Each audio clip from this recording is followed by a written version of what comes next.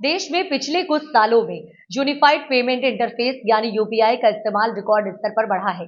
मौजूदा समय में चाय की दुकान से लेकर बड़े बड़े बिल पेमेंट के लिए लोग यूपीआई पेमेंट का इस्तेमाल करना ज्यादा पसंद करते हैं। यूपीआई लॉन्च होने के बाद देश अर्थव्यवस्था को काफी मदद मिली है। इसके अलावा आम जनता को भी काफी फायदा हुआ है। लोगों को अब कैश रखने की जरूरत नहीं पड़ती। लेकिन इसी बीच यूपीआई और डिजिटल पेमेंट के जरिए होने वाले फ्रॉड के मामलों में भी काफी बढ़ोतरी हुई है। आरबीआई ने अपने वार्षिक रिपोर्ट में बताया कि बीते 2 सालों में सबसे ज्यादा डिजिटल धोखाधड़ी के मामले दर्ज किए गए हैं।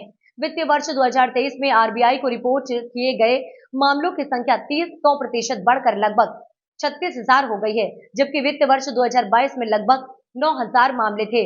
लेकिन अब केंद्रीय बैंक डिजिटल फ्रॉड की संख्या को कम करने के लिए एक डिजिटल पेमेंट इंटेलिजेंस प्लेटफॉर्म लाने की तैयारी कर रही है। इस प्लेटफॉर्म को स्थापित करने के लिए RBI digital public basic infrastructure के विभिन्न पहलुओं की जांच करने के लिए एक कमेटी बनाएगा। आरबीआई ने मॉनिटरी कमेटी पॉलिसी पेश किया है। इस दौरान आरबीआई गवर्नर शक्तिकांत दास ने कहा कि डिजिटल धोखाधड़ी के बढ़ते मामले को रोकने और कम करने के लिए एक सिस्टम व्यापी दृष्टिकोण की आवश्यकता को उजागर करते हैं।